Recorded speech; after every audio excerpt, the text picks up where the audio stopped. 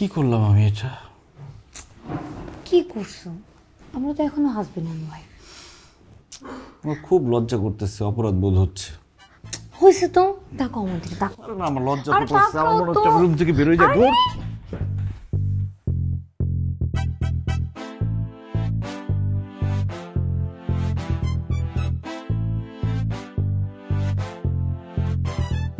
এই মিলি, কি বাইরে সবাই বসে আছে তো?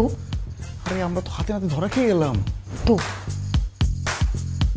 মা, তুমি এরকম একটা কথা বলতে পারলা?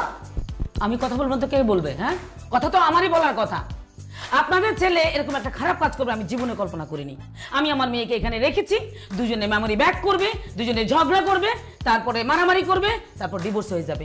এখানে তো উল্টোটা, দুজনের মধ্যে প্রেম হয়ে গেছে, তারপর এক বিছানে থাকতেছে।